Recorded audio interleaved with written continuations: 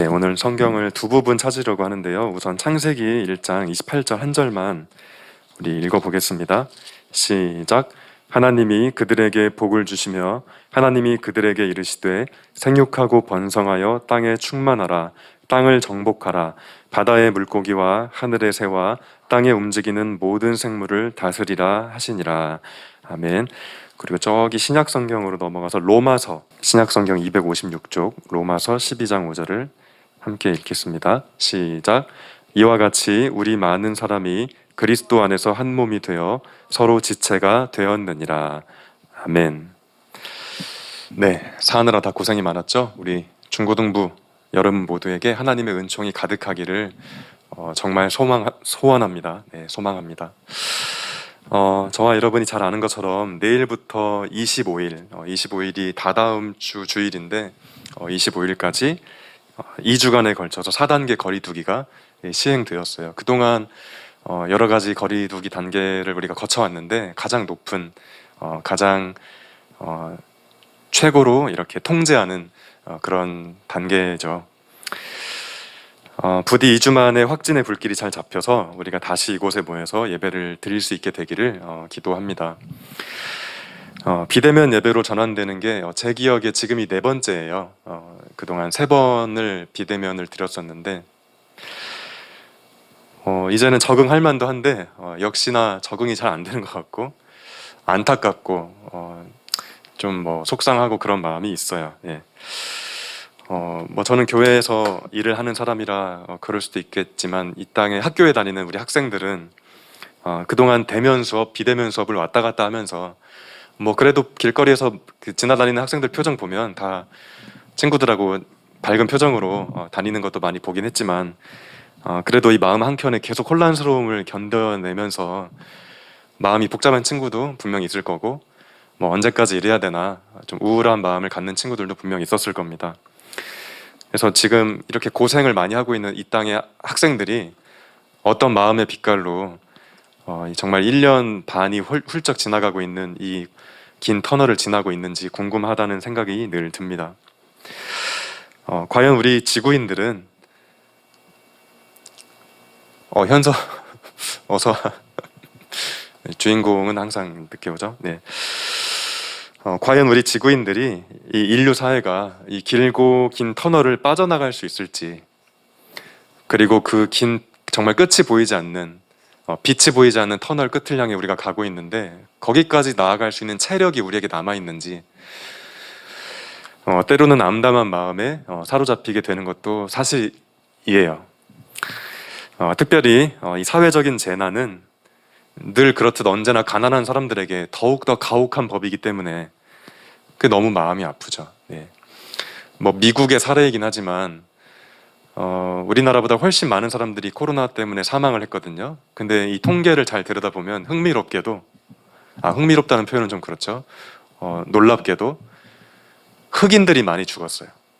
그러니까 그 얘기는 뭐냐면 그 똑같은 미국에서 일어난 코로나라는 재난이 사회적 취약계층에게 훨씬 더 가혹했다는 뜻이죠.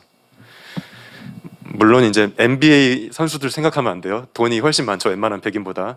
네, 그렇지 못한 흑인들, 직업이 변변치 못한 흑인들 훨씬 많이 죽었다는 통계를 제가 봤어요. 하지만 우리가 그런 비관적인 마음에 주저앉을 수는 없다고 생각합니다. 우리가 살아 숨을 쉬는 한 우리의 삶은 지속되어야 하고 어떻게든 돌파해 나가야 하기 때문이죠. 그리고 무엇보다 우리 기독교의 존재 이유가 어두운 세상의 등불이 되는 데 있기 때문입니다.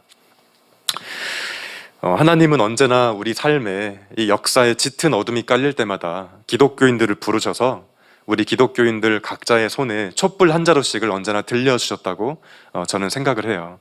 지금 우리 주아에게, 우리 효주에게 촛불 하나씩 주시는 거예요, 예배를 통해서. 잘 들고 있으라고 말이죠. 마치 망망한 바다의 등대처럼 사람들이 우리를 보고, 촛불을 들고 있는 우리를 보고 길을 잃지 않도록 그 역할을 좀 잘 맡아달라고 하나님이 우리에게 부탁하시고 초대하시는 거죠. 그런 삶으로. 그렇게 보자면 시대가 암울할수록, 시대가 우울할수록 우리 기독교인들의 책임이 정말 막중하고 신앙생활은 아주 시시하지 않은 것이다. 이 얘기를 하고 싶어요.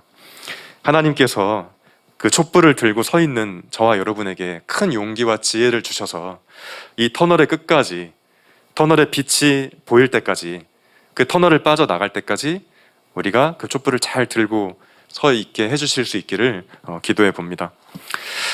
비대면 예배를 앞두고 코로나라는 이 커다란 문제 앞에서 우리가 기독교인으로서 무슨 주제를 가지고 씨름해야 할지 제가 나름대로 성경을 읽고 기도하면서 딱 두 가지만 정리를 해봤어요. 오늘 그걸 잠깐 나누는 시간이 되겠습니다.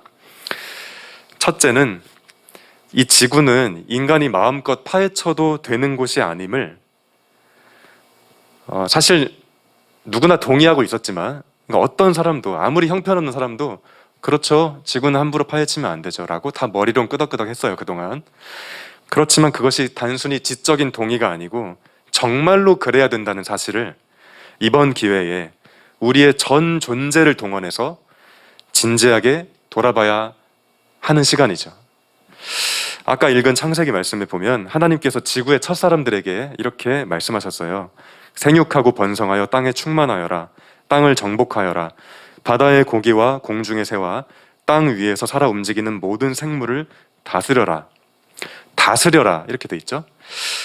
그동안 많은 기독교인들이, 특별히 서구 기독교인들, 유럽의 기독교인들이 이 말씀을 오해해서 혹은 악용해서 지구를 열심히 파헤치려는 사람들을 정당화해주는 말씀으로 이 말씀을 전락시켰던 역사가 사실 있어요. 지구를 열심히 파헤쳐요. 제가 지금 지구를 파헤친다는 말은 상징적인 말이죠. 그게 다른 말로 바꾸면 돈을 번다는 말이 될 수도 있고 개발한다는 말이 될 수도 있고, 하여튼 그 모든 걸 함축하는 말이 지구를 파헤친다는 말을 제가 지금 쓰고 있는 건데, 누가 지구를 파헤치고 있을 때 너 잘하고 있는 거야. 성경에 봤더니 모든 생물을 다스리래. 그러니까 파헤쳐도 돼. 이렇게 정당화해줬던 거죠. 얼마나 열심히 파헤쳤는지 이제 파헤치다가 더 이상 파헤칠 곳이 없어서 결국에는 동물들의 서식지까지 다 없애버렸어요. 그러니까 우리 살던 곳만 어떻게 파헤치면 이제 그러려니 하겠는데 이제 더 이상 파헤칠 곳이 없으니까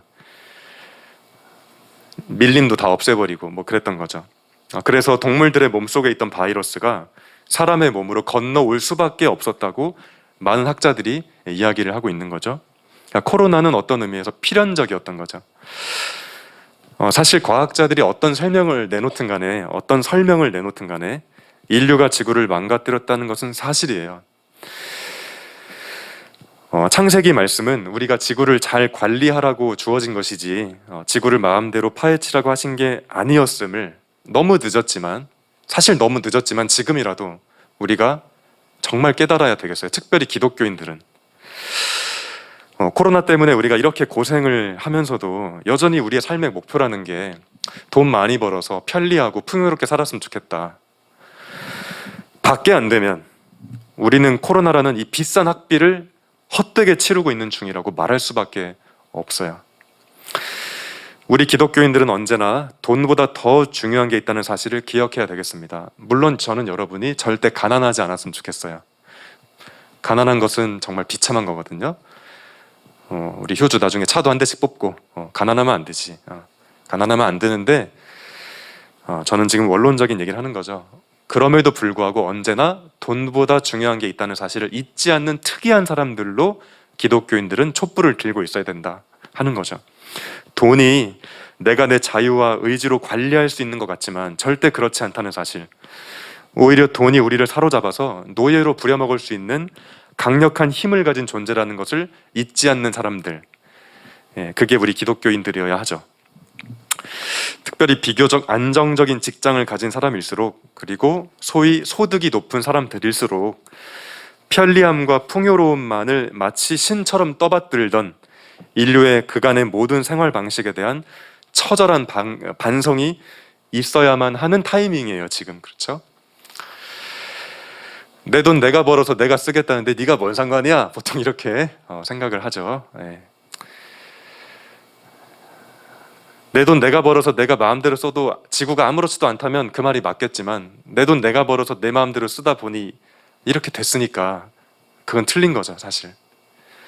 가끔은 부럽지만 내 돈 내가 벌어서 내가 펑펑 쓰는데 네가 무슨 상관이야 라고 정말 스웩 있게 말하는 분들 부러워요. 저도 뭐 돈이 많다고 할 수는 없으니까.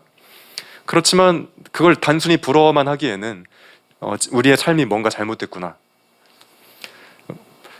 이렇게 생각을 하게 되는 거죠. 몰라, 나 그냥 돈 많았으면 좋겠어. 그게 아니라 물론 돈이 많으면 좋겠지만 근데 그거보다 더 심각한 문제가 우리에게 있구나 라는 생각을 하게 되는 거죠. 모든 인류와 동식물이 다 함께 잘 살아갈 수 있는 하나님 나라의 비전을 지금 회복하지 않으면 코로나가 끝나도 그 이후에 제가 어저께 본 책 제목이 참 재밌는데 더 센 놈이 오고 있다. 책 제목이에요. 더 센 놈이 오고 있다. 물론 항상 학자들의 말이 틀릴 수도 있지만 벌써 그런 예상이 있는 거예요. 더 센 놈이 오고 있다. 근데 이 와중에도 나 여행 못 가서 우울하고 물론 저도 우울해요. 진짜 저기 어디 강화도라도 가고 싶어요. 네, 물론 거기 갈 수 있지만 맘만 먹으면. 저도 해외여행 대학 다니고 대학원 다니느라 애기 키우느라 해외여행도 제대로 가본 적도 없는데 이렇게 내 인생이 끝나나? 우울하단 말이에요. 저 나중에 꼭 여행 갈 건데 지금 이 타이밍에 그런 생각만 하기에는 너무 문제가 심각하다는 거죠. 네. 어젯밤에 책을 읽다가 로안 윌리엄스라는 영국의 신학자의 책을 읽다가 아주 많은 생각을 하게 하는 한 대목과 만났어요. 그 윌리엄스라는 신학자가 오케스트라랑 제1 바이올린 주자의 중요성에 대한 이야기를 했어요. 좋아요. 그 제1 바이올린 주자가 한 명이야, 여러 명이야? 한 명이지. 제일 잘하는 사람이 하겠지. 네, 이렇게 오케스트라가 많은 단원이 있어서 합창하듯이 전체적인 어우러짐 속에 음악을 하는 거지만 리드하는 제1 바이올린 주자가 있죠. 그 맨 앞에 지휘자 근처에 있는 걸로 제가 아는데 이 윌리엄스가 어떤 얘기를 했냐면 그 제1 주자가 매우 뛰어난 실력을 가지고 있어도 뒤에 있는 다른 단원들을 전혀 무시하고 완전히 다른 곡을 신나서 막 연주하면 그게 어떻게 되겠느냐. 되게 엄청난 실력을 가지고 있다 하더라도 뒤에 단원들을 다 무시하고 자기만의 길을 가버리면 오케스트라 그 연주에는 완전 괴성한 음악이, 이상한 음악이 돼버리겠죠. 윌리엄스는 우리 오늘날 사람들의 문화가 꼭 그렇다는 거예요. 마치 정신이 나간 제1 바이올린 주자처럼 자기만의 음악을 연주한다는 거예요, 사람들이. 이 지구에는 사람만 있는 게 아니고 큰 북을 치고 있는 사자도 있고 비올라를 치고 있는 악어도 있고 플룻을 불고 있는 새들도 있는데 그들이 존재하지 않는 듯 혼자 치고 나가는 거예요. 나 1 바이올린 주자야 하면서. 그 음악이 무슨 음악이에요? 정말 괴상한 음악이죠. 예. 자기 멋대로, 자기 맘대로.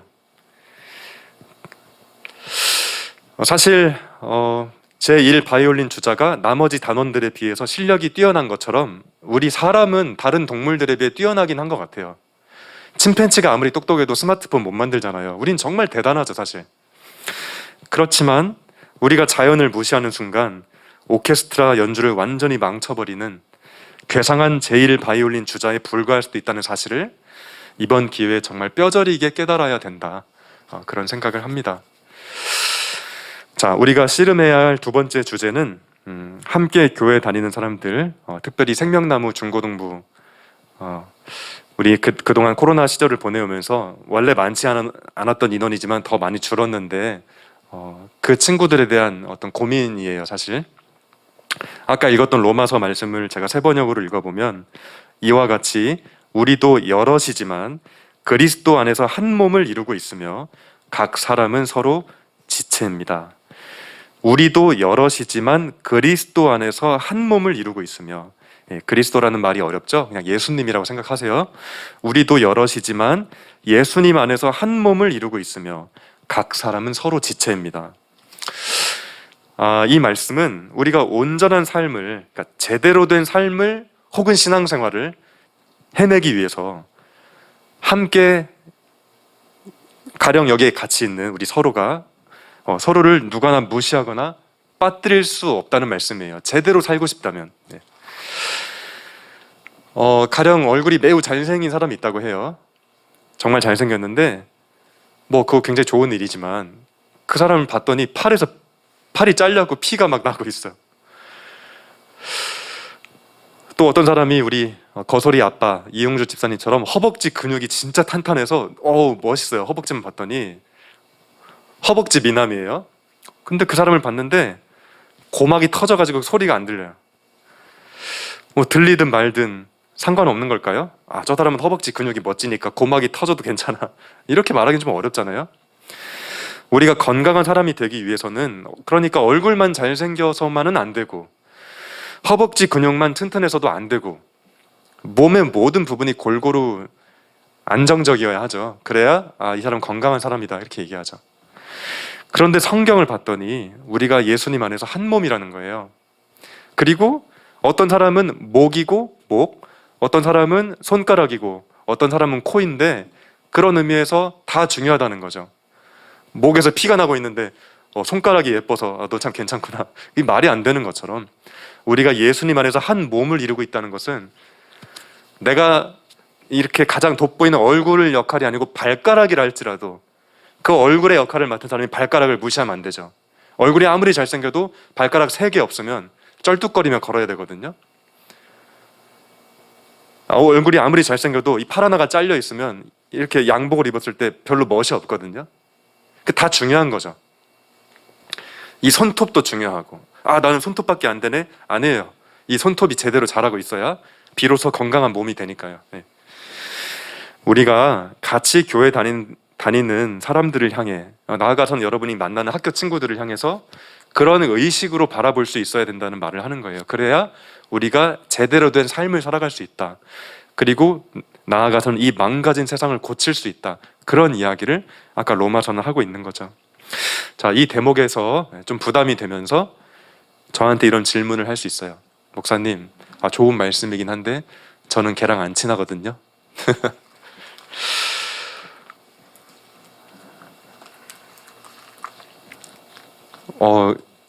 예전에 최이세 전도사님 있을 때 저 별로 안 친했어요. 왜냐, 최요한 전사님하고 더 친했어요. 근데 전 항상 최이세 전사님한테 잘해줬어요. 그러니까 친해지기에는 나이 차이도 좀 나고, 나이 차이가 아니라 꼭 나이 차이뿐만 아니라 뭐 생각하는 방식과 뭐 어떤 느낌이 좀 안 맞을 수 있잖아요. 예를 드는 거예요. 또 이따가 카톡 보내지 말고 최이세 전사님한테. 제가 말하고 싶은 것은 친해지라고 얘기하고 있는 게 아니에요. 그 사람이 귀하다는 걸 알라는 거죠. 나랑 안 친하니까, 요즘도 그 말을 쓰는지 모르겠네요. 보통은 안 친하면 쌩까게 되는데 쌩까지 말라는 거예요. 저 최이세 전사님하고 막 친한지는 잘 모르겠지만 한 번도 쌩깐 적이 없어요. 왜냐하면 그 사람이 예수님 안에서 나랑 한 몸이니까. 머리로만 생각하지 말고 그것을 그 사람이 느낄 수 있도록 표현하라는 거예요. 물론 이렇게 말하면 제가 좀 많이 찔리죠. 여러분이 저한테 또, 저는 그런 거 목사님한테 못 느끼겠는데요, 말할 수도 있으니까 뭐 그러면 할 말이 없지만, 나랑 안 친하고 친하고는 사실 안 중요해요. 어떻게 다 친해지겠어요. 진화 심리학자 책을 읽어봤는데 우리가 친하게 지낼 수 있는 사람은 150명을 넘을 수 없대요. 뇌의 용량에 따라 그렇게 되는 건데, 뇌 용량이 작은 원숭이나 침팬지는 3배, 4배 더 적어요. 그러니까 이 뇌 용량에 따라서 이 영장류가 친해질 수 있는 범위가 진화 심리학자가 연구해 보니까 있는데 150명이 최대치다. 여러분 가만히 생각해 보세요. 카톡에, 그리고 여러분 팸에나 어떤 DM 같은 거 보낼 때 이미 명단이 몇백 명 되지 않아요? 친하든 안 친하든. 우리는 관계의 폭발 속에 살고 있어요. 더 친해질래야 친해질 공간이 없다고요. 내가 인격이 형편없거나 내가 사랑이 없어서가 아니라 150명이 넘잖아요. 이미 도시에 살고 있으니까. 옛날에 우리 시골 사람들은 그냥 그 마을에서 한 100명, 200명 그 정도에 어울려 살았어요. 맨날 보는 사람이 정해져 있었어요. 근데 우리는 밖에 길만 걸어 다녀도 늘 처음 보는 사람이잖아요. 늘 새로운 사람이고. 그렇게 우리는 복잡한 세상을 살다 보니까 왜 안 친해져? 친해질 힘이 없어요. 근데 중요한 거는 안 친해져도 되니까 그 사람이 하나님이 지으신 굉장히 중요한 사람이고 예수님 안에서 한 몸을 이루어야 되는 사람인 것은 분명하다는 거죠. 그것을 깨닫고 인정하라는 거죠. 같은 교회 다닐 때 친하지 않은 사람을 친해지려고 노력할 필요 없다고 생각해요. 안 친한 걸 어떻게 해? 안 맞는 걸 어떻게 해? 그렇지만 그 사람이 굉장히 중요하고 소중하다는 사실은 우리가 알아야 된다는 거죠. 근데 제가 이 얘기를 자꾸 하는 거는 뭐 우리 생명나무 교회가 꼭 그렇다기보다도 보통 제가 이렇게 보면 그냥 안 친하면 그냥 쌩 까는 것 같아요. 교회 다녀도. 중고등부 예배니까 제가 쌩 깐다는 표현을 쓸게요. 좀 어른들 예배 드릴 땐 적절하지 않은 표현이지만 그렇게 쌩 까고 주님 막 찬양해. 난 그게 늘 좀 그렇더라고요. 최소한의 걸 하고 주님을 찬양해야겠죠. 내가 일주일 만에 만났으니까 친하게 지내라는 게 아니라 소중한 사람이라는 걸 알았으면 좋겠어요. 우리 대면 비대면 예배를 왔다 갔다 하면서 우리 중고등부 예배에 겨우겨우 나오던 친구들이 이제는 정말 보기 어렵게 되었고 공동체라는 의식이 점점 희미해져 가는 것 같아서 고민이 참 많이 돼요. 근데 이 고민은 저 혼자 해서 해결될 일은 아니니까 제가 여러분 탓을 하려는 게 아니고 여러분도 좀 같이 고민했으면 좋겠어요. 오늘 2부 활동을 미리 잠깐 소개를 할게요. 제가 이렇게 좀 학생들 이름을 뭐 재적이라고 할 수 있는 우리 중고등부 학생이라고 할 만한 친구들 이름은 다 적어봤는데 이따가 한 명씩 이 친구들의 이름을 넣고 기도하는 뭐 그런 2부 활동 하려고 해요. 이름만 잠깐 말해볼게요. 이거솔, 여기 있는 친구들은 빼고 이거솔, 유예현, 조은서, 신수아, 전세연, 하지희, 박하준, 김서안, 박찬웅, 백수민, 손수민, 송준기, 박준모, 이산, 정주은. 주은이는 평소에 잘 오는데 오늘만 못 온 거고요. 여러분 다 아는 이름들이잖아요. 전 여러분에게 다 친해지라고 말할 생각은 없어요. 그것은 불가능한 일이고 그럴 필요도 없어요. 근데 중요한 건 많고 많은 교회에서 하필 여기에서 같이 만났다는 그 놀라운 인연, 하나님이 그런 인연을 우리에게 허락하셨다는 사실 때문에 최소한 안 나오면 좀 연락은 해야 되는 거 아니에요? 야, 너 왜 안 오냐? 그런 게 필요하지 않을까? 제가 그동안 4번째 교회예요. 그동안 3번의 교회를 지나오면서 정말 많은 문제들이 늘 있었어요. 거의 중고등부만 맡았었는데 완벽한 교회는 없어요. 항상 그 교회만의 문제가 있죠. 근데 제가 이 생명나무 교회 와서 조금 그동안 경험해보지 못했던 어떤 좀 문제라고 할까요? 누가 안 오면 아무 관심이 없는 것 같아. 근데 그게 좀 지금도 사실 이해는 잘 안 돼요. 왜냐면 너무 낯선 일이에요. 정말 막 담배 피고 막 깽판 치는 애들이 있었어요. 예전에 있던 교회들. 걔네 때문에 엄청 힘들었어요. 근데 애들이 순수했던 것 같아. 담배 치고 막 정말 우리 노는 친구들? 뭐 그런 노는 친구들이어도 전사님, 저한테 그때 전사님 걔 오늘 안 왔어요. 뭐 가볼까요? 뭐 걔네 집 뭐 문제 있던데요? 이렇게 말했었어요. 저는 그게 당연하다고 늘 익숙하게 그렇지, 가볼까? 야, 걔 왜 안 오냐? 연락 좀 해봐. 뭐 이렇게. 근데 여기는 왜 그런 게 없을까? 제가 여러분을 혼내려는 게 아니고 이제 그 문제를 좀 같이 해결해 보고 싶어서 어쩌면 여러분이 굉장히 쑥스러움이 많은 사람이라 그럴 수도 있죠. 그렇기 때문에 제가 여러분을 뭐 너희는 그러면 안 돼! 뭐 이렇게 말하고 싶진 않아요. 너무 성격 자체가 좀 소심하고 그리고 마음은 있는데 부끄러워서 못할 수도 있는 거니까 제가 그런 모든 걸 고려하면서 이렇게 얘기하는 거예요. 그럼에도 불구하고 제가 방금 말했던 친구들 지금 1년 반이 훌쩍 넘어가서 한 번도 못 본 친구들도 있는데 이들에게 우리는 누구여야 하는지 같이 좀 생각해보면 어떨까, 뭐 그런 생각이 든다는 거죠.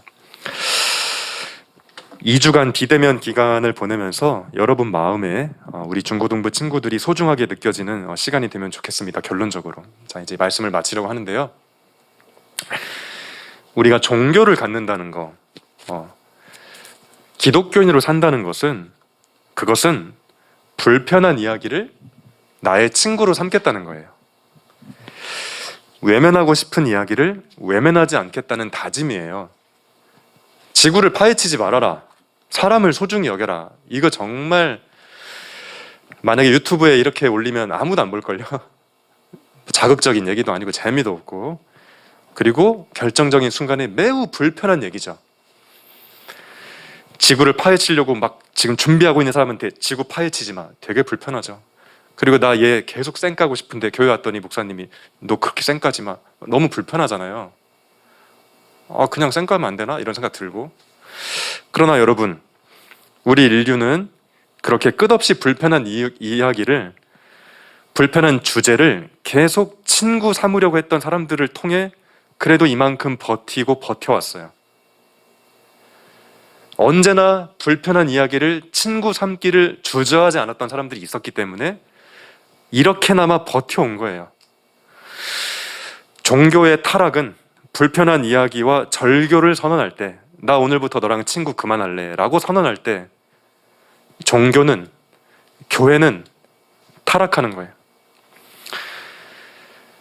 사람들이 불편해하네.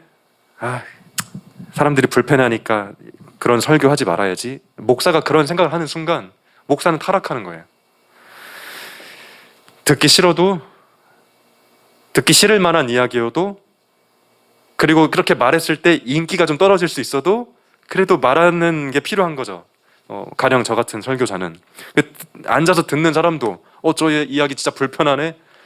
오늘 목사님 좀 설교 좀 그런데, 그런 생각이 꿈틀거려도 그렇게 안 하고 불편한 이야기를 내가 오늘 친구 삼아야겠다라고 결단하는 일이 교인들에게 또 학생들에게는 있어야 하는 거죠. 듣고 싶은 이야기만 들으려고 할 때 무너지고 망가지게 되는 게 종교 또 교회예요. 하지만 우리가 불편한 이야기를 친구 삼을 때 하나님은 그런 우리들을 통해서 역사를 새롭게 하시고 하나님의 나라를 이루실 겁니다.